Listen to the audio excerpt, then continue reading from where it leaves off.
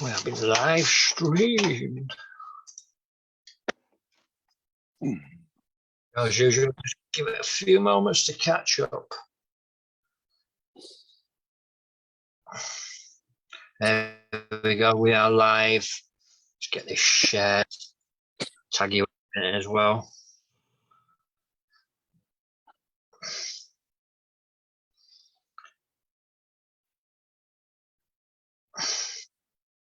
There we go. No.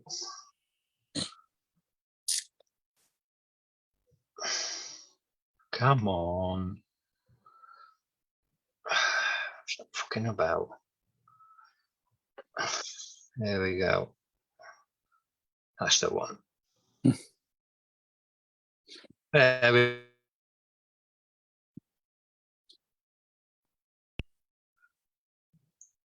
I'll jump in there.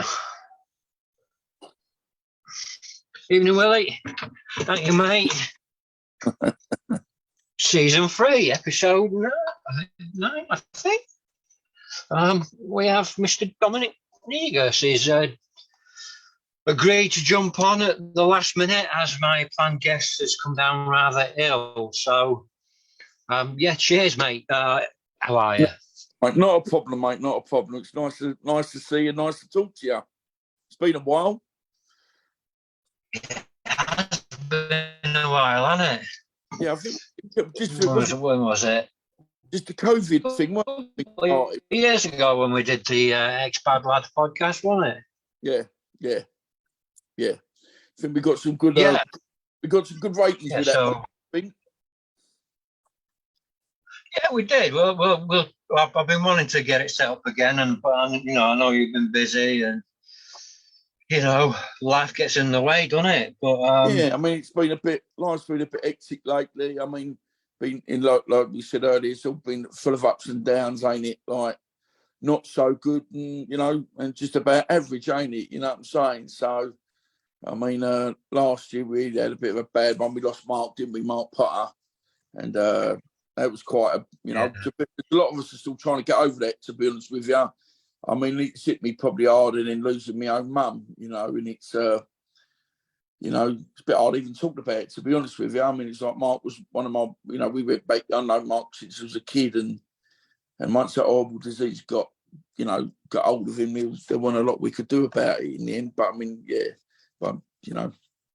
just trying to keep going up, we keep smiling. That's what Mark would have wanted us to do, wouldn't it? You know what I mean? So we just got to keep playing forward, don't we? But sorry, mate. I'm trying to do a lot of work for charity. We're doing I'm helping out with a charity called Wickers. It's like one of the anti-stabbing things. A friend of mine, Henry Smith, his daughter's running it, Brogan. Yeah. We're running it with Victor Smith. He's got the Fight Academy in Epping, and obviously we're with Sparta. So we're just, I think they're actually fighting. They had a big show last year. It was such a good success.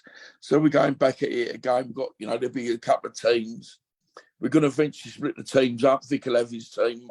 I'll have my team, and they're fighting in the middle kind of thing. So that's going to be an interesting thing. So I'm looking forward to getting my teeth into that a little bit. We've got a new book in the pipeline called, and it's going to be called "What About Me." It's something me and my friend's wife, and my mate Barry, his wife Karen Sanders. It's all basically people get a chance to tell their stories about me. It's not really anything to do with me. It's just I've done a little chapter, and then there's about 60 different people telling stories about me. So that's going to be quite interesting. So, because I don't know what anybody's written yet. So, could be interesting, that one. It's always interesting to find out what people think about you. But yeah. You get the other side to the stories as well, don't you? Because I think we can see, we have our own truths and we see the stories how we see them, and then other people might not see it like that. And it's No, you're 100% right there. I mean, obviously, I've had a little bit of feedback, which is you know, quite interesting. I mean, and I've said to anybody that's done a story, you can say what you like, good, bad, wrong or right, you know, and it's a chance for people to tell, you know, Jack, you know me a lot better than some people do. And that's the thing, not a lot of people really know me. And so perhaps gives them a chance for other people to tell their side, you know, how they know me and what they think of me. And, you know, again, it's going to be interesting. So it's, perhaps I don't know, perhaps it just tells me if I just mess everything up a little bit. Well, I don't think it's necessarily where you mess things up, is it? It's just, it tells a truth about who you are and who you were, and who, you know, how we become different and how our stories change as we get older and as we meet different people. And, you know, it changes at each chapter. It's a chapter. It's not the end thing, is it? You know. But as you're saying, it's like how we kind of evolve, isn't it? I think either we evolve or we get left behind, don't we? And me being quite prehistoric, you know, I mean, you know, when my, you know, look, that's why I've got hands like this, you know what I mean? It's like, I'm you know, again, very hands-on kind of guy, but you realise that if you don't evolve, you get left behind, you know, and I started to realise that even silly things like with technology now, and, you know, my daughter, have I mentioned I've got a daughter? Not much, mate. No, but like she's great. I mean, she does all my stuff for me, really. But even silly things like trying to book aeroplane flights and stuff like that, booking an hotel, is all you got to know what you're doing now, otherwise you get left behind, don't you? So, you know, and I just life's, you know, as you say, life's a bit funny. I started to get involved a little bit with a fella called Adam Hillaby. He's a life coach. And we're trying to put out there, you know, all this kind of, it's all right not to be all right kind of thing. And we're hoping to do some work, you know, like with life coaching, where I get there and try and tell my story. Because my story is not so much, well, it's not even finished yet, is it? We're still halfway there kind of thing. But it's like trying to tell people that we all make mistakes. And we've just got to keep carrying on, haven't we? Just got to keep ploughing forward, even though sometimes you don't want to. It's what we got to do, you know. It's like, you know, I don't know about you, but for ages now, I just struggle with everything. Just, you know, get up in the morning, you go to work, you know what I mean? You come home, and you get up in the morning, you go to work, you come home, and it's like funny where you try and listen to people's kind of opinions, and then you realise that's their opinion. It's not my opinion, it's their opinion. And sometimes people don't hear opinions, do they? You know? Well, exactly. You know, opinions are like arseholes. Everybody's got one, but you don't necessarily want to fucking see them. You know what I mean? And I like that one, mate. I like that one. Yeah, no, but you're right. You're right. It is, yeah, no, I like the way you put that. It's very true. And I just think, you know, the amount of people I've been talking to lately that are just struggling with, you know, this sounds so, I mean, you know, I don't know what we're supposed to be talking about tonight, but like paying bills, everything's gone up. Electric bills are trebled. Food bills. You know, I've got people that, you know, close to me, and you know, you hear their stories, and they're struggling. They're struggling just to survive. And it's just got harder and harder out there. And it's, you know, I'm not trying to be too depressing. I mean, this is, you know, I'm not normally I'm not quite light-hearted, and, you know, but just lately, I mean, it's quite like hit home quite a bit. It's like, bloody hell, it's like, you know, Bella's turned 18 now, and she's out driving, you know, just paying the insurance, and the car's a fortune. And I mean, don't get me wrong, she does her a bit, but you think, bloody hell, it's like, you know, you're just working to survive now, ain't you? And it's, you know, it's just, you know, I can't see it getting much better out there at the moment either. You know, I think it's probably going to get worse. well, do you know what I mean? I think it's hard to be a guy at the minute. You know, you've got all the toxicity that's gone on with people like Andrew Tate and all that. Yeah. You know, who speak, you know, 75% of the stuff that he says is right, but then he goes like, well, you know, how do we do that? cam girls, no. Yeah, no, yeah, no, yeah. It's Yeah, like, oh, it's just so hard, mate. It's so hard being a bloke at the minute, trying to get through the world. I've spoken to people who've been suicidal. We've lost people over the last year to suicide. yeah.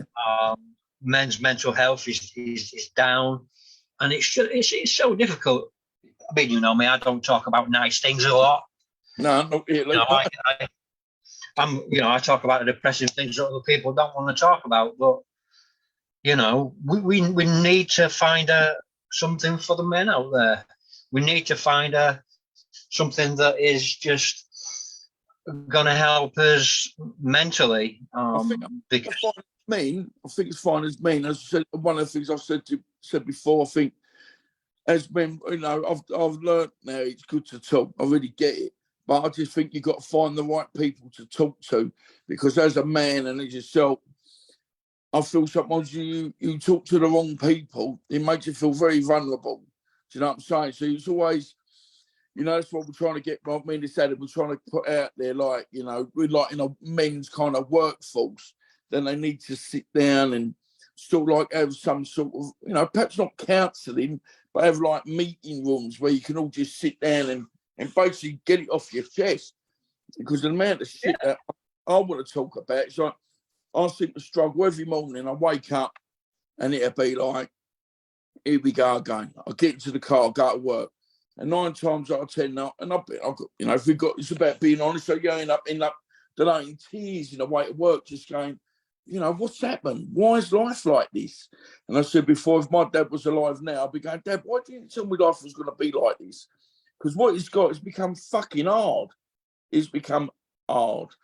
You know, you're trying, it ain't physical, it's just, there's always seems to be, just so you go to work, you pay your bills, and then there'll be another bill, or you pay your tax, or you got to pay this, or you got to pay that, you got to pay your rent.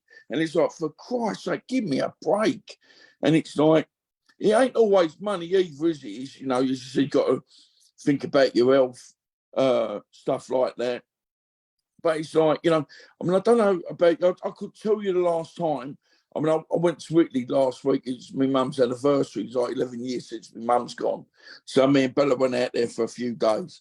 And it was so nice to see my family. But apart from that, I couldn't tell you, you know, really. I mean, like me, like, what are you doing a weekend? I'm doing this. I don't care what I'm doing a weekend, because everything seems to roll on from one week to the next. There's nothing there anymore that I, you know, oh, I was so looking forward to do that. I was so looking forward to do that. And it ain't really like that anymore. Do you know what I'm saying? It's like everything's become so hard now. You know, look at, you know, we're going to get deep or whatever. Look at like the war that's going on out there, you know, and then people are going, well, you should consider yourself lucky. Of course I do. I mean, but then also it's like when my head goes a bit wonky, I don't really care what problems other people have got going on. Do you know what I'm saying? It's like, I don't care. And that's why this new book that we got, you know, doing it, and it's going to be called What About Me? And it's, you know, I think what we need to do sometimes is stop looking and trying to help other people out and focus on ourselves, you know, because I think we, as men, we need to, you know, we need this kind of healing kind of thing. But then I sit back and I think, well, what am I trying to heal myself from? But, exactly. you know, I don't know, perhaps it's just me. You know, a lot of people go to me, you know, you can't keep living your, you know, like the future in your past. But I don't. But what I tend to find hard is I don't live my part like in my future, but other people live their lives in my past. Saying it'll be, I might not see someone, oh, do you remember when this happened? Do you remember when that happened? And I'm like, I don't really want to remember that. But you can't help it when people throw it back at you. And it's I think that's how we just got to get on with things, ain't it? Well, I mean, you know, I'm still fighting battles from 30 years ago, arguments from 30 years ago in my head, thinking, I should have clocked him, or I should have done this, I should have done that, I should have said this, that's how I could have. And, you know, I try not to live in my past anymore, but there's still obviously some deep trauma there. And it's difficult when you've got trauma. It's difficult to sort of express yourself, especially around people that you Well, don't necessarily know too much. Yeah, but people that don't understand what you've been through. Listen, we've all had lives, you know, we've all had, it's like, you know, you might work with different people and they might be good at one thing and you might be good at something else. But unless they've lived that, you know, we could say trauma, you know, unless you've been brought up around the kind of the violence and stuff like that that we have, then you're never going to understand it. Do you know what I'm saying? It's, don't get me wrong, and most of the majority of the stuff was my doing anyway, but I can really, you know, I really get it now. When I try and talk to people that have lived like a kind of clean life, which they're very lucky, and I'm going, not that I'd say, well, you don't understand, because it's not even worth me trying to tell them, because they won't get it. They don't get it. You'll see, it's like you could say, and I've said it to a couple of people, you know, I've led a mad old life, but some people wouldn't even be interested in my life because they go, "Oh, that ain't for me. I'm quite happy doing this and doing that." You know, it's just the kind of the life we got pulled into. Do you know what I'm saying? I know. Yeah, and it's like, yeah, okay, you know, do I regret anything? Well, not really, because I wouldn't be where I am today. But I wish I could handle things better. You know, I really struggle with things, and people look at me and go, "Oh, we don't care," but you know, they don't know what's going on inside my head. You know, and it ain't. It's like a bit like a roller coaster. Do you know what I'm saying? We're up and down every day, up and down every day, and sometimes we just want a little bit of normality. Do you know what I'm saying? We're just running nice and smooth for a little bit. But, you know, but again, just some people wouldn't even get it, would they? I know exactly what you mean. I mean, it's like, I think we're in a time now where men need to show vulnerability, right? And I'm okay at showing certain amounts of vulnerability when I do these and when I do podcasts, and when I speak to people like you. And it's okay speaking about vulnerability, and it's okay speaking about being vulnerable. But there are times when you sort of lock up. I don't take offence at much, not anymore. I used to, but I took offence at a shit joke a few weeks ago, and it was just about one of my books. And somebody said something about how much is it, and I said, "What are the free book?" You know, and it's like, well, you could have it for £9.95, and it's like £9.95. What's in it? You know what I mean? That was a shit joke, and I know the guy that did it. And it was a really crap joke. He meant it as a crap joke. Yeah. He didn't offend, but I went off on one. Yeah. I absolutely went off on one, and I went off in a private group, and just because it upset me. We need to learn that it's okay to get upset. I think the fact that I got upset me more. Yeah, no. Do you know what I mean? Then you wind yourself up even more. And it's like, he upset me, but I got upset about that. How dare you get upset about that? And it's... Yeah, no, I totally get it. But it's just, again, it's just hard. It seems to me, you know, I'm like 50 odd years old now, and I'm still so angry. You know, my friend always takes a mickey at me, "Dom, you're getting angry again." I don't mean to be, but I think, bloody hell, am I then? Am I that angry? You know, I mean, you know, perhaps the problem is I'm just too sensitive where, you know, things set you off, don't they? And it's just, it is how it is, isn't it? It's like really weird. I don't mean to be angry, you know, but that's all I've ever known. You know what I mean? I've always been, you know, aggressive and things like that. And, you know, they say you get older, you're supposed to calm down. But no, it's not really worked out that way for me, I'm afraid. But then it was like, I've been to other people before, and they're saying, you know, I've been on my own for a while now, for a few years now. And it's like when they say to you, well, you know, when you meet someone, they want you to have all your shit together. You've got to have your shit together and think, "Oh, but, you know, well, I haven't. So I'm fucking, ain't I?" Because I got, but you know what I need? I need someone that's willing to stand next to me and go, we're going to go into battle. You know, I know everything's about battle, but, you know, everyone, you know, I just want someone that's going to say, "Come on, Dom, we can do this." And do you know what? I miss someone that put their arm around me and go, "Do you know what, Dom? It's going to be all right." Couldn't tell you the last time I had that, because I'm forever fighting the battles on my own. You know, like even just being at home. Like, I mean, You know, I live in a lovely place here, but I live, you know, and it's just, unless Bella comes around, I'm on my own. And it's just, I think sometimes what we do, I mean, I was having a discussion with a fella today, what's not good is spending too much time on your own, because that's when you have too much time to think. And that's my biggest problem. I think about everything. Oh, I don't know. I could have something so silly like that. Within half an hour, it's like a great big tree, and I can't get out of my head. And I'll start, you know, the old anxiety starts kicking in, and then I can't think straight. And I'm thinking things back from, like, as you said, like 20 years ago. This is happening, that's happening. I'm going, Dom, just, you got to calm down, mate. This is, you know, it's silliness, you know, and it's, you know, I'm fed up. You know, when you go to people, you know, of just people I've seen, they haven't seen for so long that I know all I ever do is say sorry to them. Do you know what I mean? Put down and say, oh, sorry about that. Sorry about that. Then I think, hold on, what am I really saying sorry for? You know, we're all in that arena back then, and just I used to do things that other people didn't do, you know, and that was it, I'm afraid. So, Well, you know. You know what it is. You're a big guy. You're known as a big guy. You're known as a sort of an ex-violent guy. You're known for not necessarily who you are as a person, but for some of the things that you did. I know what that's like. And, you know, I had the mates that I used to hang about when I was younger, my best mate was 6'4", 25 stone, built like a shed. You know, another mate, 6'9", 28 stone, built like a shed.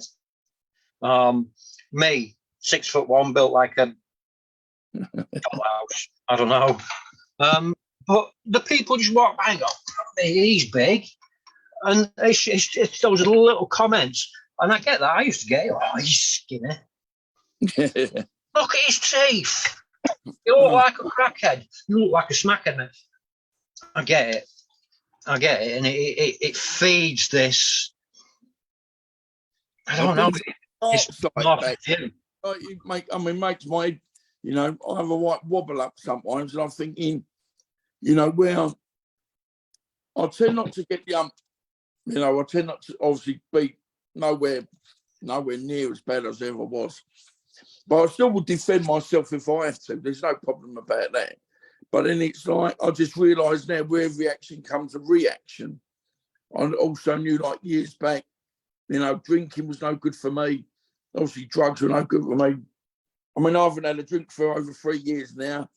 You know, and obviously I don't touch drugs anyway. Well, not I didn't. I mean, of course, I, you know, loved a bit, you know. But when it goes like cocaine and stuff like that, it's not really a go-go for me anymore.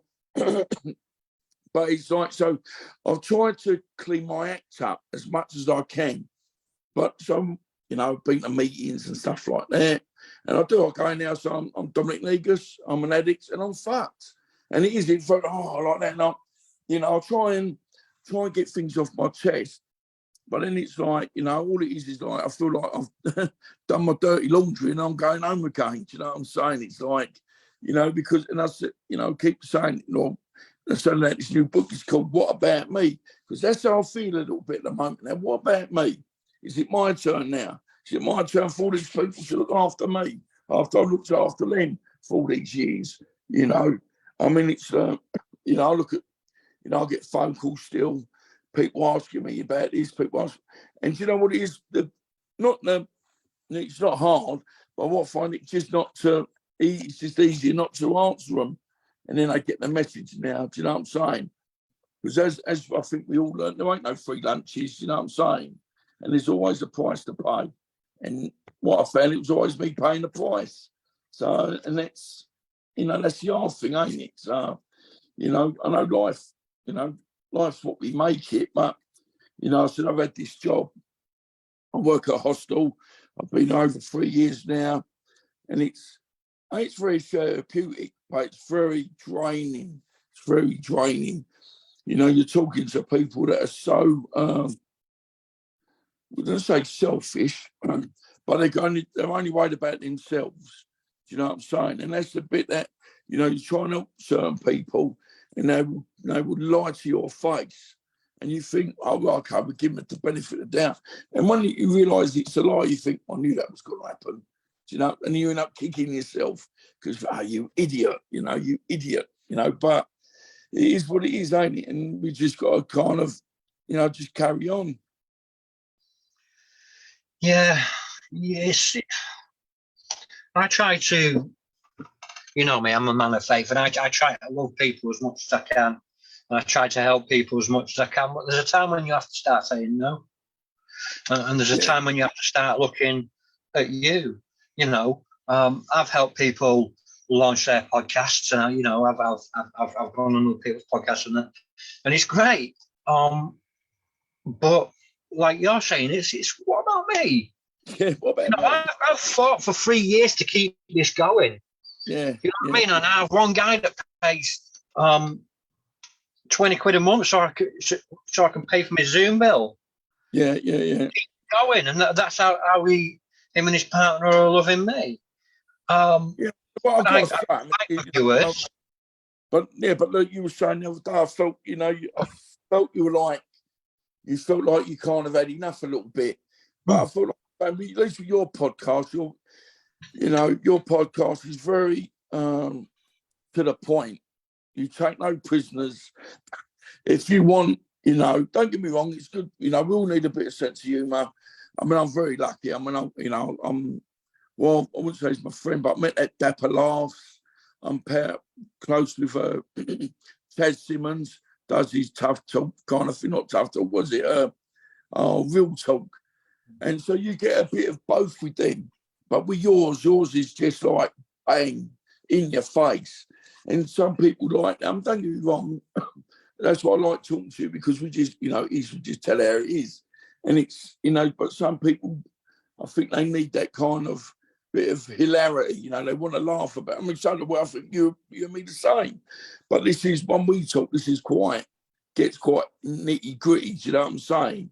And that's what I'm saying. Nothing, was it saying the Bible, the truth will set you free? And, and that's what we need sometimes. You can sit here and we can all bullshit each other, blah, blah, blah. But sometimes we all do need to hear the truth. Do you know what I'm saying? Exactly. When I started this journey back in, when was it, 2020? Was it 2020, 2021? 2020, I think, yeah. Yeah, 2020. Right. When I started this, it was all about me not having a voice, but knowing that there were people out there that didn't have a voice too. So wanting to give other people a voice. The books that I write, there's very little comedy in there. The project I work on, there's tinges of sense of humour, but it's mainly, serious. I'm not the type of guy that I'm not in it for the sensationalism. And there are people out there that are, and that's great, in it for the headlines, and that's brilliant on what they do, and they pay for the guests, and they have good equipment, and they do what they can, and they get a lot. I've got 135 followers on YouTube. I'm at 1.9k on Facebook, so I'm by no means one of the best listened to, but the feedback that I do get from people, people like you, is that but one thing about might not be a lot of laughter there, but it's real. You obviously you talk about things that and me included, we tend to all shy away a little bit. Do you know what I'm saying? It's like but with you're quite point blank. Do you know what I mean? You've got something to say, you're going to say it. And that's why I think, well, definitely me, that's why you got my respect. And I'm not just, the amount of people that are going to come on your podcast and blow smoke out your ass because they're on your podcast. If I thought you were like, I'll tell you a load of shit. And that's how it is, isn't it? And it's, I just think I don't know, we're old school, and it's good to get things. And I think, as we know, listen, my dad he would have been 103 this year. So he's 50 when he had me. Yeah, he was 50 when he had me. But he none of that stuff, you know what I mean? He didn't, none of that, none of that crying like. He'd be, pull yourself together, boy. What's the matter with you? It's just how they were brought up. And as life got more complicated and just as life's changed, it's become harder. And, you know, as you said, sometimes if you're lucky enough to have your partner that you're willing to show that side and not feel vulnerable and not feel like they're going to throw it back at you, then you're a lucky man. It's like, you know, this mental health stuff at the moment is gone, you know, it's gone mental, ain't it? You know, everything's mental health. Don't get me wrong, I think a lot of people use it, you know, try and get themselves out of trouble or whatever. But there's genuine people, and I'm not just saying, including myself, that I think we all need help. Or not such help, but we all need someone to go, do you know, I get said it before, come on, it's going to be all right. Because I know that's all I need sometimes, you know, for what I would give to try to put their arms around me and go, Dom, it's going to be all right, mate. It's going to be all right. And then you think, here it is. You know, I mean, like on a train in the mornings, I've got a friend of mine called Warren Barnes. He's a proper God for every man. And I think in life, we all need a Warren Barnes. Do you know what I'm saying? We all sit there and it'd be like, you know, I've cried in front of him, I've laughed in front of him. And it's like, you know, we just need someone that's going to definitely not tell us we're right when we're wrong, but someone that will help us understand the truth, you know, and just understand why we feel like this sometimes, you know. You know, you keep everywhere you go, it seems to be, as I said before, mental health this and mental health that, and I think it ain't going to get no easier, is it? In fact, it's going to get a lot harder lately, you know, next year or so, you know, we're going to have to like pull down the axes and, you know, not I live an extravagant life at all, but I think, you know, then goes me having me like, I don't know, me chocolate peanuts and stuff, going to have to put them on the back burner soon, you know, because I'm going to have to pay the electric bills. I know, mate. I don't know, mate. I know, mate. It's, you know, I live in quite an affluent town, you know, but it's in your face everywhere, and you see it. You know, in the church that I go to, it's quite a middle class church. Lovely, lovely people, and they're feeling it, and everybody's feeling it. And what you said about Godfather, you know, I like to go to church, and I know there are people within my church, within my community, that are really struggling, like mentally, with mental health, with cancer, with helping their partners battle through it, battle through cancer, and you know, people losing their husbands left, right, and centre, vice versa. And just to walk into there and just to get a hug. That's it. That's all we need, don't we, sometimes? Just to know, for that one moment, feel that you're not on your own. You know, I'm lucky. I've got my best pal lives next door to me. I've got my other pal, you know, I said before, I'm lucky. I work for my two best mates, you know, and that's just for years. I'm 29 years now, I'm 28. And then I'm a lucky man, do you know what I'm saying? It's like, if I have a problem, I'll go and talk to them.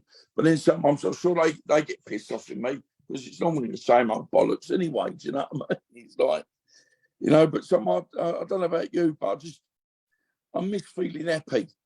It's been a long time. You know, again, you know, obviously all jokes on, we talk about Bella. Yeah, of course I'm happy with Bella. Oh my God, she's the one that keeps me going. But me personally being happy, nah. Couldn't tell you last time I was happy personally. You know, I go to work, go to the gym, you know, so we're trying to keep yourself busy. So with a new book, I'm going to do another book with, I did the last book, was it Into the Light with Jamie Boyle. So I'm hoping to finish off doing one more with Jamie when we just sit down and be a bit like personal stuff, like just one-to-one. You know, I mean, you know, this thing with me and Karen, it just came up, we were talking one day. I thought I'd like to do this, and it's night. She jumped on it straight away. She goes, "Oh, I can help you do that." So we got, you know, and again, that just kind of takes, you know, the badness away for the day. Do you know what I'm saying? Like, we go and have a meeting once a week, get the book together, be out hopefully by June, and it gives me something to focus on. Otherwise, I'll be sitting there scratching my bollocks all day thinking, you know, what am I going to do now? But, you know, I mean, I said before, it's really weird because when I've stopped drinking, you know, I used to drink to stop me thinking. But now when I don't drink anymore, and I still have these mad thoughts. So then what do I do? Do I go back drinking or carry, you know, because either way, it's not stopped me, you know, going through this madness. Do you know what I'm saying? It's just really hard. It's like, you know, even talking tonight, I feel like I'm going round in circles already. I don't know if you know, I don't know if you get it. It's just, you know, it's been a while since, you know, I've spoken to anybody like this. So it feels like I'm trying to get everything off my chest. But, you know, sometimes we need to dilute things, you know, and it's not just slowly, you know. It's like one, what they call it, like baby steps. But sometimes, you know, I just get fed up with it, just get fed up with everything. But we just got to keep going, haven't we? You know, hopefully I might win that lottery. Well, You know, I get you, mate. I get you. You know, I've got a loving wife. I've got loving kids. yeah. You know, I can be in a church full of people and still feel lonely at times. That's one of my favourite sayings. I always remember I did the first book. I could be in the middle of the bar, and I'm not even joking, but in a bar, nightclub, no hundreds of people, still be the most loneliest person standing there. Because if you know what's my lifestyle back then, all them people, they weren't my friends anyway. I know that now. Do you know? No, just, you know, it is what it is. I mean, I follow this American guy on Instagram. He does like a black and white kind of thing, and he'd be going, "Hey, buddy, you made it. You made it. You made it for another day." And he goes, "We're proud of you, mate." He said, "We love you. Keep going." And I'm going, "Oh my God!" But how he says it is so true. I mean, I put something up there the other day, you know, about being fed up with life.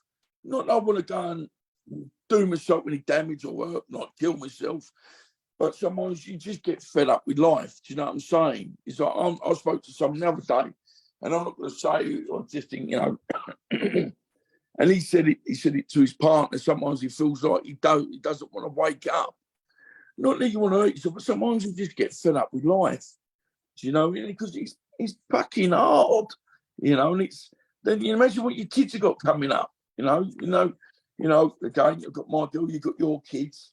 I mean, Bella's working now, so she's having a taste of it, and it's like, bloody hell, it's like, I just want them to have fun, you know, because before, you know, we like, it's getting hard out there, even for the kids now, ain't it? It is. It is. You know, I see that the difficulties, you know, my stepboy goes through, you know, being dyslexic and at college. I see the difficulties that my daughter goes through, who, you know, she's a very, very bright girl, and she's going through her GCSEs. And she's also got problems upon problems upon problems, you know, and she suffers from things like PTSD and things like that. Mm. And it's just, you know, Matt's 17, she's 15, got a 14-year-old, 12-year-old, 9-year-old. Don't just go live on a desert island, though. Just take them away. I mean, I say to Bella, you know, in the cold light of day, you know, it would have been me, Bella, and her mum. It just didn't work out that way. But I was just wishing, I'd just get me and her mum and Bella and go on a desert island. You know, then I'd probably bury her mum somewhere, you know what I mean? I know. No, but with Bella, I mean, it is, you know, I'm just thinking, you know, she ain't going to have no life like mine. I mean, it's my own fault, and, you know, but, you know, I'm not, you know, she's such a happy kid. And I'm thinking somewhere along the line, someone's going to upset her, you know. And I said, the only time, you know, we've got, you know, obviously we've got the boyfriend things happening now. And I just said, Bella, don't listen to what everybody says. I said, you know, when you get your boyfriend, great. There ain't going to be no problem. The only thing I will never have, you're probably the same as me, no one can put their hands on you. That's the only thing I'd ever say. I said, Bella, you're going to have to go through the sweet shop now. You're going to have a few sweets, spit a few out before you find one that you like. You know, can't be no plain in what I have been with saying that, and I put it out being rude, you do what you want to do when you're ready to do it. You know, it's embarrassing talking to your daughter about sex, but I just say that. I said, You know, when you're ready to do something, you do it. Never be false, and that's all I'm going to say. You know, and then the only I'll ever say is the only, if anybody puts hands on you, then that's a different matter. You know, because always people, oh, what's it going to be like when your daughter brings a boyfriend home? I said, as long as she's happy, then I'm happy. That's all I want, and that's all I can ask for, ain't it? Well, yeah. I mean, I'm still waiting for that. You know, I mean, I dare say, but I mean, listen, Bella keeps a lot to herself. You know, so it's like, you know, so I mean, it's not. I mean, where I normally used to have a Wednesday, then Friday, Saturday, Sunday. Now she's left school, she's got a proper job, and she still works at the weekends. I don't really get to see it now. I mean, obviously I went to Italy the other day, which was great. So we had 5 days together. And I've said it to her, I said, listen, Bill, don't ever worry about me. I miss you, but you go and live your life now. You know, you go, if you can't come around at the weekends because you're seeing your friends, not a problem. It's not a problem.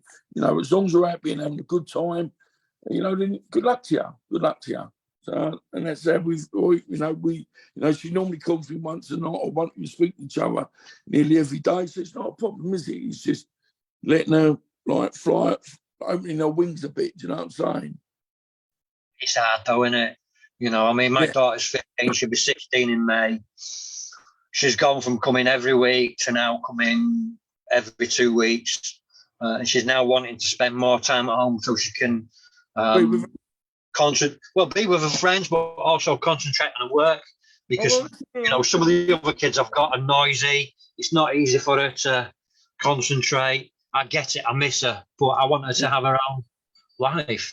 That's exactly what I said. I miss you dearly, but you do what you're doing. You go and enjoy yourself. I'll never ever stop her living her life. You know, it's like great. We went to Italy, see some of my family, and that was great. But then it'd be like she's on about she's going to go away this year with her friends. Good luck to you. Good luck to you. Just have a great time. And if there's anything else, you got to call me. You know, she's got a list of numbers, believe it or not. She's got a list of numbers. I said, if you can't get me, you phone me. There's about 5 or 6 numbers she's got. You ring them. If you can't get them, then you phone the police. But you phone the first. You know, obviously I'm at the top. You can't get me. Cut my best. You know. I got to tell you, Jake. These people look after. What?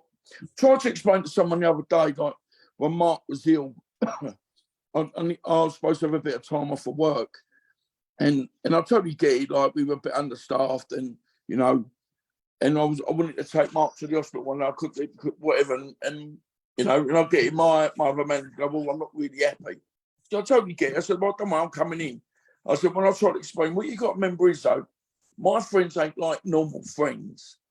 My friends would actually go to prison for me, and I would go to prison for them.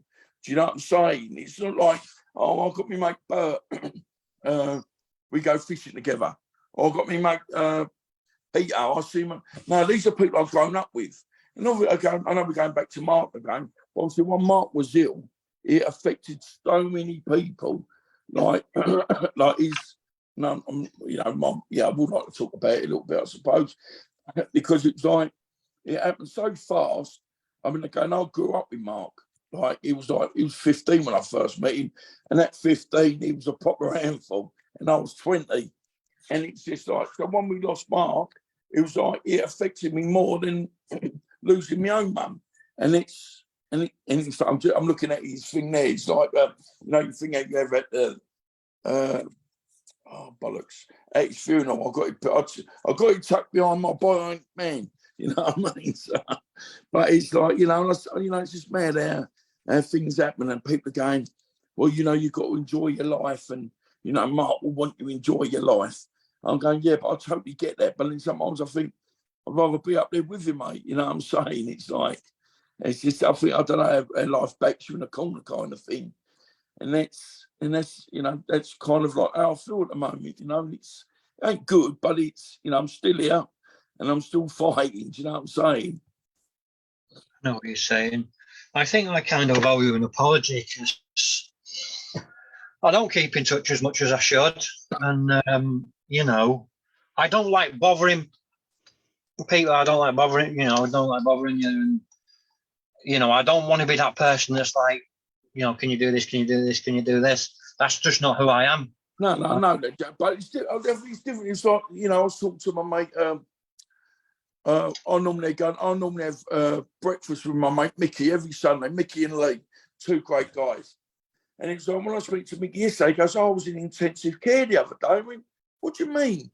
He got sepsis.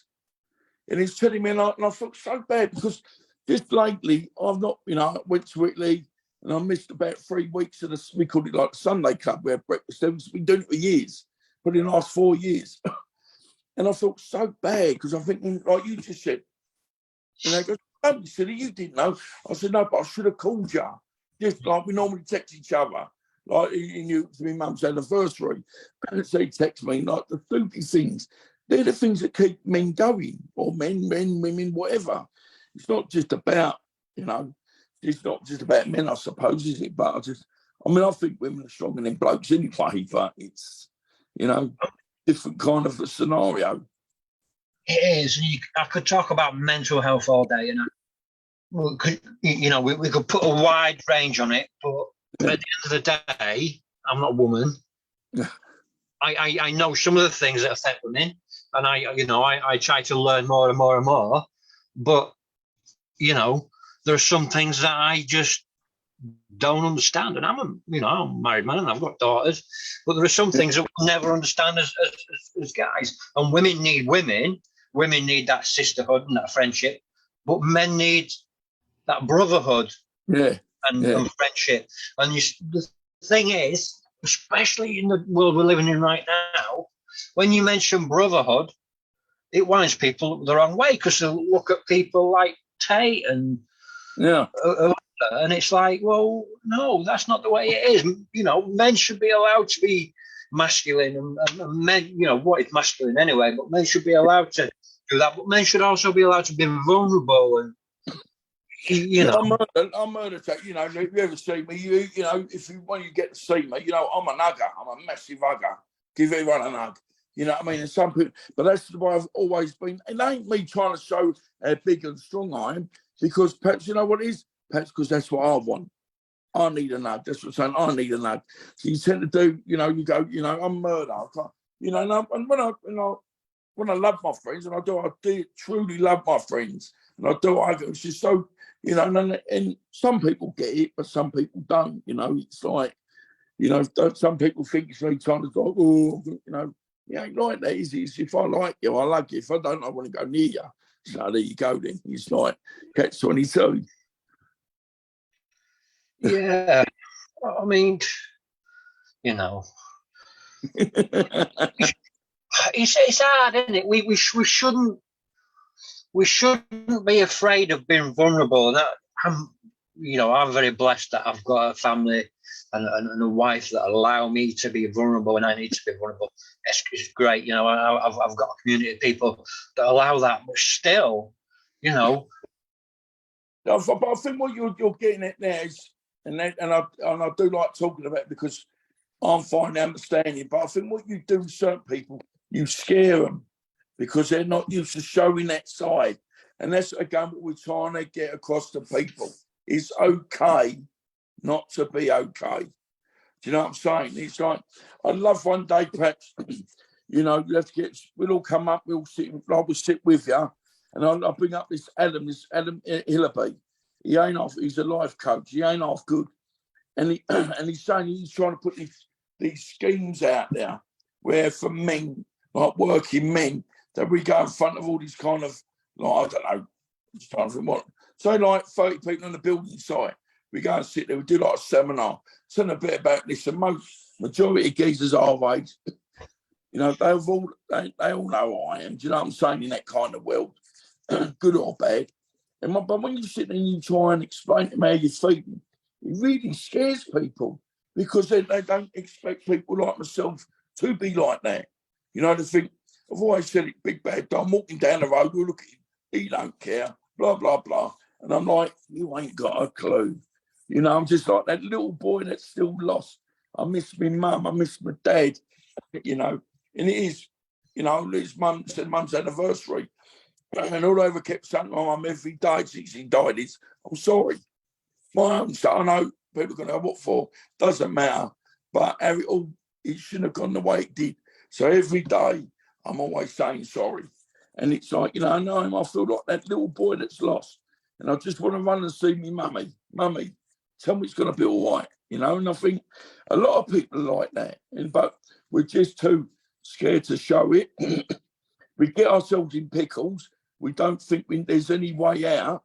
And again, in the cold light day, when you look at it, you think, bloody hell, that wasn't that bad after all, was it? Because we let things fester so much, and then you don't think there's a way back, and you're getting stuck down that hole, and you can't climb up. And that's how I feel some days. And it's just really weird. It's, I had a bad week the other week, and whatever's going on back then is still going on now. But I'm 10 times better this week. See what I'm saying?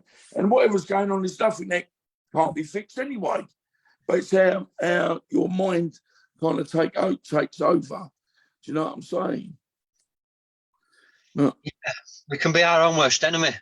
That's the problem.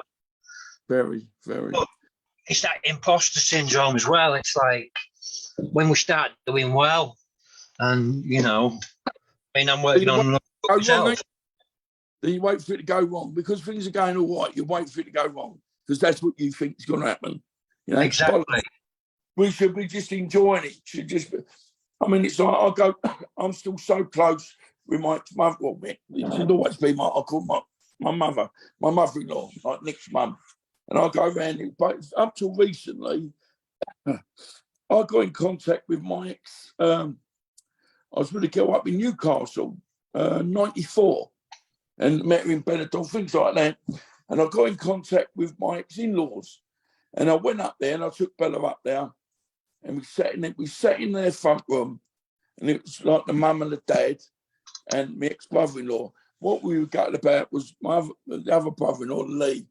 I'm afraid he got killed in a motorbike crash. Top Muay Thai fighter, top. And it was a bit heartbreaking, really. But I was sitting in their front room and I felt safe. And I felt like I was that kid again. And I was remembering all them years ago when I was up there at the weekends, because that's what I used to go backwards and forwards. And, and the mad thing was, it was only when we were leaving that there's a big picture that's been up there for years when I was there. And it was my ex-girlfriend, and she was in the picture. And we were there about 5 hours, me and Bella talking, blah, blah, blah. Excuse me. And then I went, oh, by the way, how's Debbie? Oh, she's right. And that was it. I never, I've been up here since. I've had a weekend up there. And without being rude or odd, it was never about seeing my ex. It was just being around people that actually really cared for me. Do you know what I'm saying? And it was so nice, and it was good times up there. And I was up in Newton Aycliffe, and it was probably the best time I've ever had. It was before I come back and got involved in everything. Do you know what I'm saying? It was like, I met this girl where I was on holiday. I met a girl on holiday, and all of a sudden I'm going up to Newcastle, and it took me away from all the madness. And no one knew what I was about, you see. And so then I come back, and it all just carried on, didn't it? So, but what I'm just trying to say is to be up there with, I call her Mum, but her name's Anne and Brian. It was fantastic. Like I could sit there, having a cup of tea, and I'm thinking, I so miss this feeling of being safe again, like you had like my mum and dad there, they were like my in-laws, and I felt safe. And unless you, don't know, some people wouldn't even get it, but it was nice, and I appreciate their time and the fact they even let me go back up there. Do you know what I'm saying? It was lovely. I get it. In my life, I've had two mums, my adopted mum and my real mum. I've had relationships with both of them. I lost my real mum back in 2017 to cancer, and then my adopted mum, we didn't speak for years because I didn't want to be that burden, because I knew that she was going to bury me. So I kept myself away from it, and it really had a strain on our relationship. And when I went up for mum's funeral, I went to see her took my daughter with me, and we kind of made sort of amends. I speak to my dad on occasion. I mean, they're old, you know. I mean, my dad's he was born 3 months into the war, so you know, he ain't young. Yeah, I totally get that. So, I mean, so I ain't got that. I haven't got that mother figure or father figure. So the only father figure I've got is a guy called Grantley Watkins, who's one of the lead elders at our church, and he's the guy that when I was in hospital, when I was raw, and everything was going mad, and I thought I'd cause the apocalypse, he was the one sat next to my bed holding my hand, praying for me. You know, and he's a father figure, a real positive force. And I haven't had that in such a long time. But we need that, you know, especially when it's nice when the wife's mum comes down, love it a bit. You know, she's an Eastbourne woman, and she's little, and you know, she's just great. And it's nice to have that motherly figure. I don't get to see it either, mate. So it's not easy, is it, on blokes like us? We're not the same age, and it's. I mean, I was around my in-laws yesterday to see like Mum and John, and it's so funny. Like Nick's mum might say something. I went, "Oh my God!" She goes, "What?" I said, "You remind me so much of Nick when you do that." I said, I go, "Don't do that." She goes, "What?" I said, "I want to punch you right on the nose." You know what I mean? But he's like, you know. But no, I'm really lucky. They're great. You know, we are. You know, we. One thing I've learned is I try never to take anything for granted. You know, they're great people. They, you know, even though I split up with their daughter, which is probably over 6 years ago now, we've all stayed close. You know, we've all like me and her mum and dad, like John. You know, we've all like Johnny. He's great stuff, and you know, they'd always help me, and it's nice. You know, nice to not feel on your own sometimes. You know, and it is. You know, obviously, when mum and dad are gone, and my brother's down in Portsmouth. You know. And it's, you know, we've just got to try and get on with things the best we can now, ain't it? So, but, you know, but I'd love to introduce you to this Adam Monday, because you're very much alike him too, you know, and he's got lots of wisdom. I mean, he's had an hard time as well. I think that's as people that we can give advice because we've been there. I think the people that make me laugh are the ones that go to college, they come out of college, and then they think they can do counselling. And he said, "Listen, we can't all learn it out of a book, but you ain't going to get better than finding out real life. Because you know what it's like, sleeping on the park bench for a couple of days. I slept on the gym floor for 18 months, you know, things like that." But, you know, but that was my life, you know, and it's, you know, has it made me a better person? Well, I'd like to think so. But it's definitely taught me a lot of, you know, like life's lessons. And that's why I try and let people know where I'm coming from, you know. That's why I've definitely mellowed out a little bit. But, you know, if you want to find out, you can still have a go, I suppose. I think it's about resilience, isn't it, mate? It's like, they say resilience builds warriors, and we live in a world now where kids are not being taught that, you know. Not easy for them by anyway, you know. But the way that we was brought up, we was taught resilience. You missed one thing we were taught that, and you know what word I'm going to say: respect, mate. No one's taught no respect nowadays, mate. And you know, we've got to be careful what we say here, because you don't be like, you know, we welcome. We you know, it's quite a deep kind of conversation tonight. But we're going to be a pair of old fuck, well, respect. But it's so true. I see the police every day down at Ridley Road, like in the market or whatever. They've got a thankless task. But when we grew up, if you upset the copper, you've got to kick up your arse. Or then when you went and told your mum and dad you had a bit, they give you a smack and all. But there's no anything nowadays, is there? Nothing.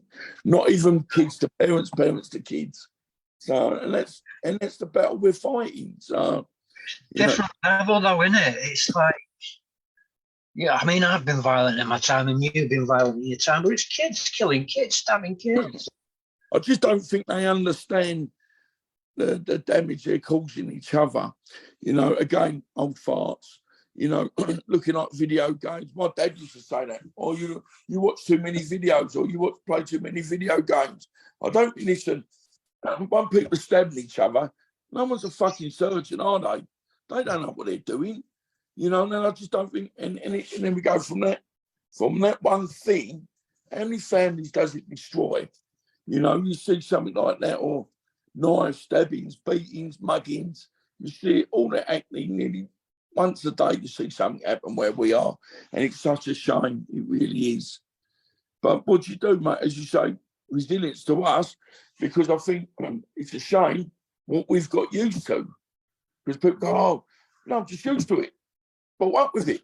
So it was. And people, I've seen people like shaking and, oh, what's the matter? Just someone, I see a fight. What are you on about? Put yourself together. But you just don't realise it's not.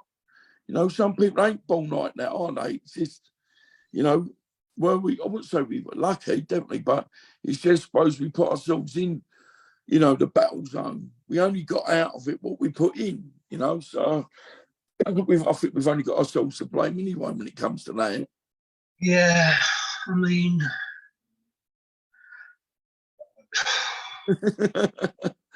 it's what life deals with you, innit? I mean, I speak to a lot of people, you know, and a lot of people like myself that have lost family members to violent crime. You know, I remember getting that phone call telling me that Liam Dean had you know, he'd lost his temper and what he did to my 2-day-old niece, and that she was, you know, hanging on for her life. And then at 5 days, you know, she couldn't fight anymore. And he was 21 years old, mate. And everybody was like, he was this evil guy, this evil guy, this evil guy. And he was this scared 21-year-old kid that lost his fucking temper, ended up getting life, and ended up getting stabbed to death by his rapist cellmate after less than a year in prison. Man, and I wanted to hate him. You do, don't you? You know, you see it happening. Want to hate him. You've said the story to me, right? Straight away, I think, and I'll tell you, you know, you think that's karma. But as you break it down, you know, as you said, he's a 21-year-old kid. He's lost his. Oh my God, not saying it's. Oh my God, I'm not saying it's right. No. But you just try and understand things. You know what I'm saying? What was going on in his head? Why did he do it? Why? But then the bottom line is he did what he did, and he paid the price, didn't he? With his life. Yeah, because that, you know, is that what you call karma? You know exactly. I mean, I remember when it happened, right? And you had all these keyboard warriors on like Facebook and stuff. Oh, good, you know, John Westland is a hero for what he did. Well, no, he was selfish. He denied a family of answers that they desperately needed. You know, especially my sister. Okay. You know, who was a kid. He over a 50 quid spice debt, mate. 50 quid spice debt, right? And the guy that murdered him, he was in there for raping a 50-year-old woman. Oh, God, mate, yeah. It's world. Yeah, because you start going, you know, once you start talking like that, you start talking kind of different things. It's a different language, isn't it? You know what I mean? It's like, you know, as you said, the keyboard warriors get on there because it's only what, you know, not what you said, but it's only what you said. It's not what they know. It's not what we know. You know, prison life is a different life, isn't it? And it's like, you know, in some people's eyes, that fella done a good deed because he killed him because of what he did. But as you said, there's, you know, don't get me wrong, you know, I probably would have edged for the other fella. But I mean, it's like, but once you start realising there's so much more to it, you know, and it's not, I don't know, it's, you know, things like that confuse me.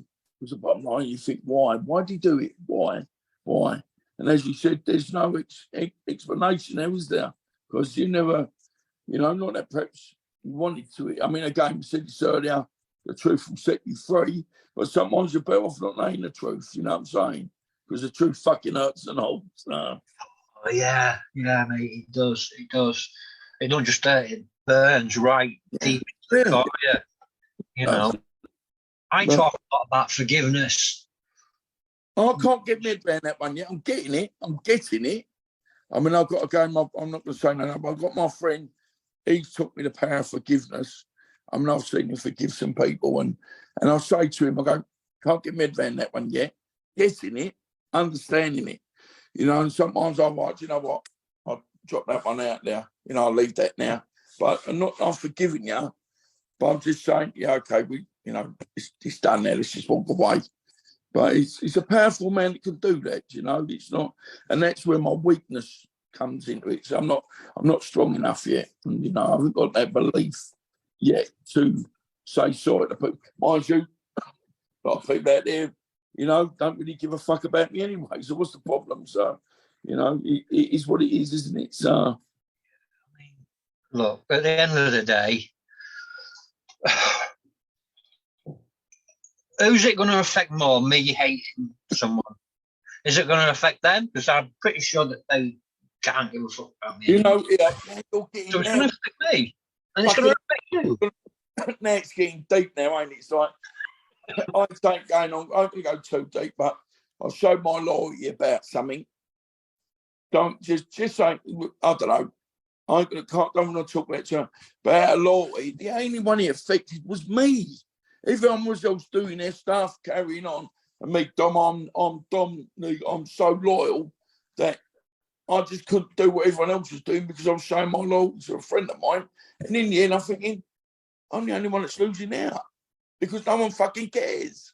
Do you know what I'm saying? And it's, you know, sometimes you got to think, what about me? See what I'm saying? What about me? Exactly.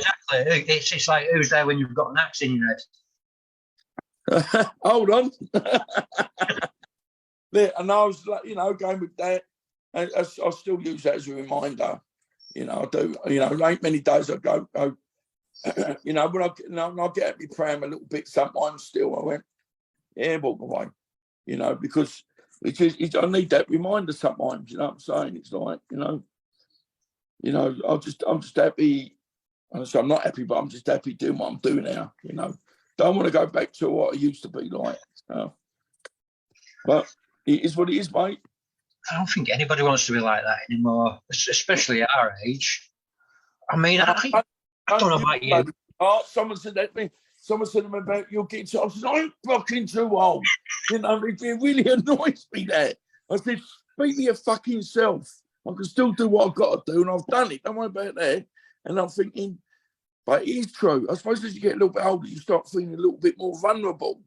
These youngsters running around like 20, 30 years old. And even the kids out there, they're not kids anymore. They're all like built like big shit houses. You know, so how old are you, mate? I'm 17. I went, what the fuck? You know, arms as big as my legs and things like that. And that's what, so when you muck about with them kids, you can't fuck about with them kids. So you got to let them know you're still the boss. You know, and I'll do that. You know, when I muck about and down the gym or whatever, you know, that was always my best quality. I used to be so spiteful. So don't act right, I would just give you a little nip. Let you know I'm still there, you know. So, but yeah, it's scary out there. It's scary. It's scary out there. It's so scary, you know what I mean? You've got kids killing kids. I mean, the amount of times I've been vulnerable, I was a vulnerable person on county lines, you know, sat in a crack house, falling asleep. You know, I could have been robbed, could have been anything. You know, it's only like God's will that I wasn't. You know, and there are times when it's been so close. I hear that in the work at hostel. It'd be like, you know, went to you the weekend, fell asleep, they robbed me. So you know what they've been up to? They've had their little thing their fix, and then when they're sitting there monged out, they've all, you know, woken up, their shoes are missing, their wallet's gone, their best one's the phone. Every day something, I've lost my phone. And he see the bloke walk down the road with his phone. He goes, no, he sold it then. You got a tenner for it, you know, wanted a bit of whatever. And it is funny, you know, but I don't know. It's just a dog world out there at the moment, ain't it? Yeah. I don't know, mate. I am getting old. I've felt old for a long time, but it's like, I can't keep up anymore. I don't want to keep up anymore. It's like, I'm gonna have one more fight. I'm gonna have one more fight, and I keep saying, I thought I had boxing made last year, and I'll have one more because I want to coincide with a book coming out. I made a deal that I've got. I'm about 20 odd stone at the moment. I made a deal. I've got to be 18 stone by July, so I've got a thing, and it's a lot of it's just for me now. Do you know what I mean? To prove to myself that age is just a number. Do you know what I'm saying? It's good. Like when I get on the pads in the gym and I let my hands go, I'm still the only one that the gym stops and they look. Do you know what I'm saying? And I'm not being big-headed or anything like that. We've had this conversation how many times. I was a world-class fighter. I just got involved in things I shouldn't have done. Didn't listen to the right advice. And then my life would have been totally different by now. But it wasn't. I thought I knew better and got my arse smacked for it, didn't I? So, but then what I'm saying about the age thing, it's like, you keep hearing people saying age is just a number, and it's so true. It's so true. It's like, can't keep a good man down, mate. Well, I mean, I said for the past couple of years, I got one last fight in there. I want to fight, and then every time I get like that, right, my knee's shot, my left elbow shot. I went arse over tit just before Christmas and broke my right elbow. Yeah, but I totally get that. Listen, I'm going to say too much about appendages or whatever they called it. I just got to keep going. I'll get on the pad, and one thing I do, I like eating pads, right? And I eat them hard, because that's why I was never the best sparring because I didn't want to spar, I just want to beat everyone up. And but what I'm saying is, it's like, so when I eat in pads, I'm going to eat as hard as I can. And then, because then when, God forbid, you do come into a situation, when I let my hands go, it's going to be exactly like I do on the pads, as hard as I can. And it's like, I couldn't, again, I'm quite lucky. I said earlier, I've got a fellow called Warren Barnes. Like the day we did about 8 rounds, 8 threes on the pads. Great, he's still there. And it's, obviously I'm not as good as I used to be. I think I eat a lot harder now because I obviously can a bit more weight. But he's like, what you do? We can't keep saying earlier, we can't keep thinking about yesterday, can we? We've got to go forward now, and one more for the road. Exactly. You better come to that one, Jack. Yeah. Yeah. I mean, I went for a full body MOT the other day. Yeah. And like he goes, you're looking well. I'm like, cheers. Because he saw me when I was like 8 stone, 6 stone. Right, and he's gone, you put a bit of weight on. I've gone, yeah. He's gone, what are you now? I said, about 15. And he's gone, no, you're not. You're 17, mate. Well, that's good, isn't it? 17 stone, and it's like over 10 stone in like 8 years. I always struggle this time of year because it's this time of year. The other day was when my health really started going really bad. 8 years ago, and then obviously March the 9th it all went tits up. So I get a bit, what's the word, philosophical. Around this time of year. I don't find it easy. My mental health does suffer, I've wanted to write a load of books. Lately, I think I've got one that's nearly finished. Good. But I beat myself up about that and all. I'm like, I could have written 20 books, could have written 30 books, Yeah, but it's about quality, mate, not quantity. Well, that's what you tell the girls that. I just tell the wife that, but it's what do we do? It's like we just got to soldier on, innit, and just hopefully have conversations like this. Talking to Jack for all these years, that's the first time I've kind of seen a bit of sadness in you there, mate. You can't beat yourself up about that, mate. I think, you've been a writer as such. You be there when it be there. Do you know what I'm saying? I mean, I don't know. I'm not really good at writing. It's like I've seen, going like, working alongside, you know, that being like Jamie Boyle. I've seen what he's done, and he's cracked out some good books. And even just watching Karen, like she's never written a book in her life, but it's just something we said we'd do together. You know, this is what I like. People going, "Oh, do you think people get the answer?" No, well, this is my project. This isn't me book. This is me. Like Karen, she's gone and done the homework. She's gone to people and asked for their stories. So it was a non-entity. Do you know what I'm saying? It's more my chapters, but I've got about a page. That's why I just said, look, we're writing this book, you know, thanks to Karen. And it's, you know, basically it's like dedication to people, you know, like, you know, we've got some good people in there because, you know, like obviously Ricky's done some bits, Coogan, you know, just trying to think. You know, Ricky Grover. I love Ricky Grover, mate. He's done the forward to it. He's done the forward to my book. And Ricky's known me for years. What was the character that he did? He was a good fighter, Rick. Rick's a great fighter, tough as old boots, him, you know. And it's just, you know, it's just a different kind of book, you know. I feel quite lucky. It's like, you know, really, again, I'm bringing up this Mark thing again. It's like, I met, like, we've all strong, a friend of mine, Jim Emmons. I've got a great friend that come out. His name's James Smith. Parkstone, they run a big paving company. You want your garden done in Essex, Parkstone's the place to go. But he come out the blue and it's like, Dom, how are you, mate? And I'm like, oh my God, I was supposed to have bloody lunch with him yesterday, but I had to go do something in the end. And he's like, these people come out the woodwork and saved my life. And I don't, you know, realise it just by saying, how are you today, mate? How are you getting on? Because that's, again, we're getting back to that again. That's all we need, isn't it? You know what I'm saying? I mean, it's really funny when we talk to you, because I'll try and start off with one story, and then before you know, it's like a pinball thing. And it normally comes back to the same thing at the end, doesn't it? But I'm very gifted, to be honest with you. Like when my friends again, it was like I don't know if I said before, I was pals with a fella called Kevin Mitchell, and he's called him the Outlaw. We boxed 3 times. And he, you know, we met last year at the O2 for lunch. It was just so good to sit there and talk about different things like the kids, this and that. And it wasn't about fighting. It was just about like, oh, do you remember this? Do you remember that? Do you remember? And it was good, you know. And sometimes I think we have to sit back and take stock of things sometimes, because before you know it, we've gone past it all, ain't we? Do you know what I mean? Yeah.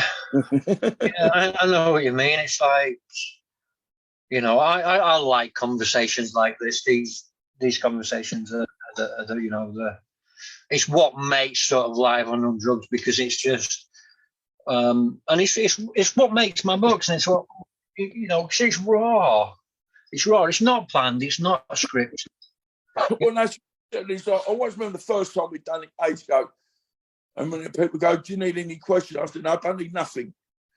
I'd rather just leave this, you know, one thing about me, you know, when I get going, it's hard for me to stop anyway.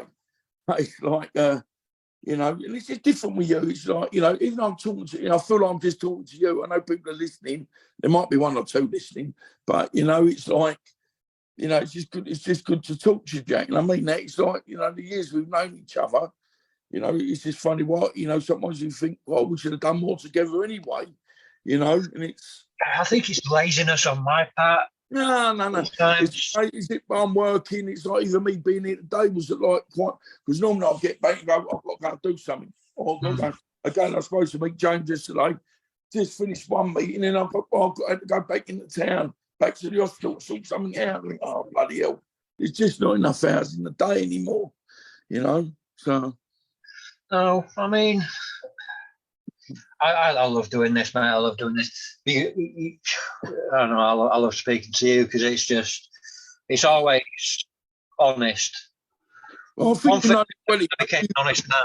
I would be honest, and I would always portray honesty.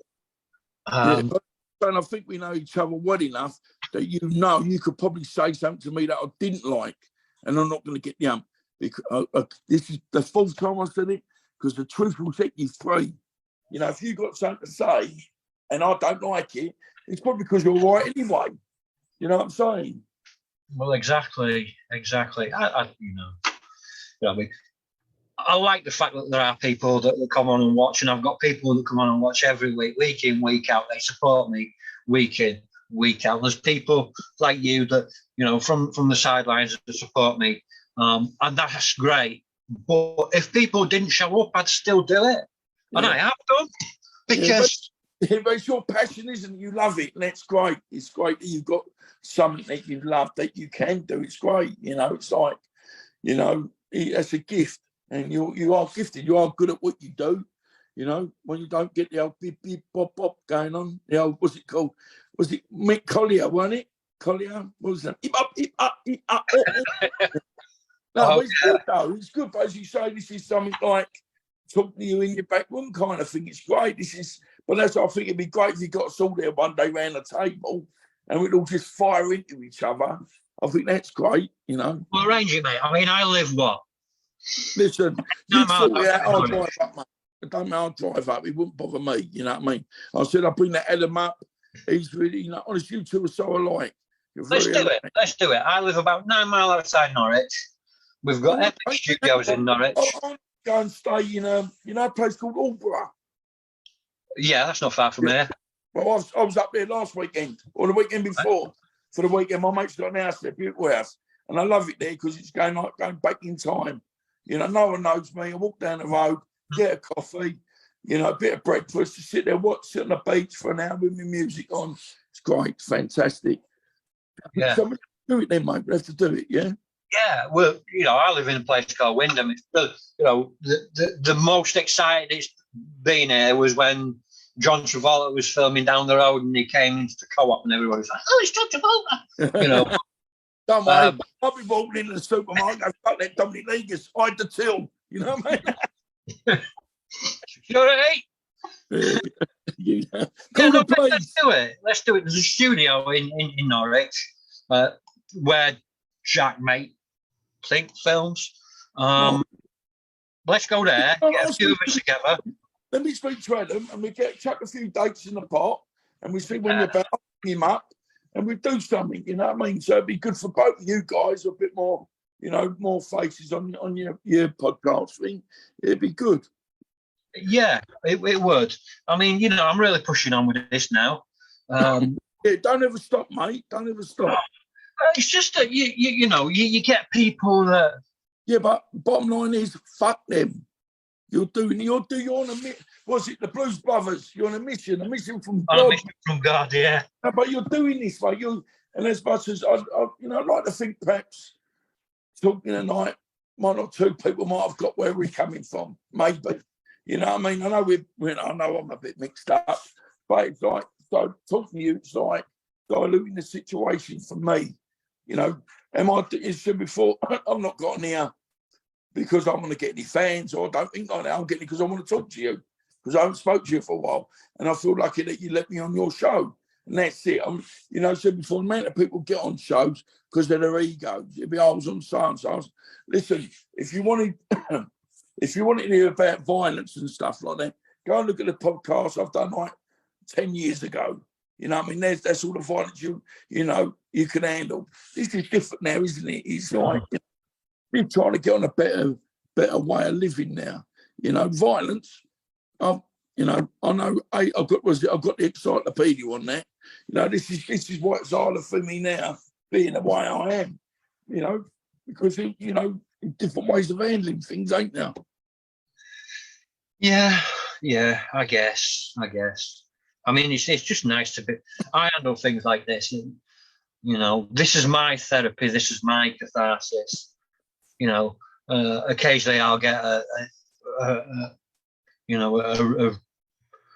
somebody that I really admire. I admire everybody that comes on, but pretty much. But I mean, I had Chesney Hawks on the other week. Yeah, I know. That was great. I listened to that. It's good. It was. Yeah. And it's like, he's brilliant. I love it. Anyway, what a good singer anyway. He's had a funny old life, ain't he? You know what I'm saying? It's like, look how happy he was. Look how good he was. But look how good you two were together. He's running kind of he's interested in, probably can't remember what we talked about now, but I remember listening to it and I think, because I don't laugh. I was listening to my day in the car. I've got it on my podcast. I am the one and only. Yeah. But brilliant. But, mate, I was thinking that all day before that. no, but we've kept in touch. We've kept in touch. Brilliant. I've had so many. I've worked on some pretty big films and stuff like that, and I've had people that tickle your ego that are like, yeah, we'll help you, and we'll do this, and we'll do this, and we'll do this, and you think, actually, it might be happening, and then you don't hear anything from them.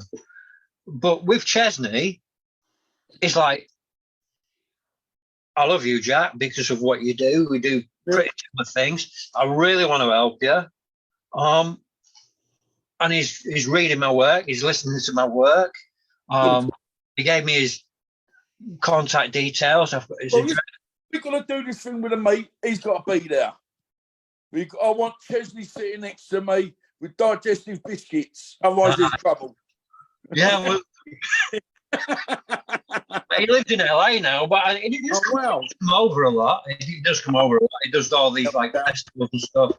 I thought it was a great interview, mate, and he came across great, and you come across like you normally do. He was lovely, and his fans are great. Yeah, no, you done really well, mate. It was good. It was good. It was easily listening as well. Do you know what I'm saying? Yeah, it's nice to have things like this. I live for conversations like this, but just to sit down and have a nice little fun thing, to find out something about somebody that I grew up watching. And, the fact that I got to talk to him about the film that he made and the reason why it made me go to become a filmmaker. That was it for me. And it was nice and fun, and it was easy listening. And then I go from that to this. But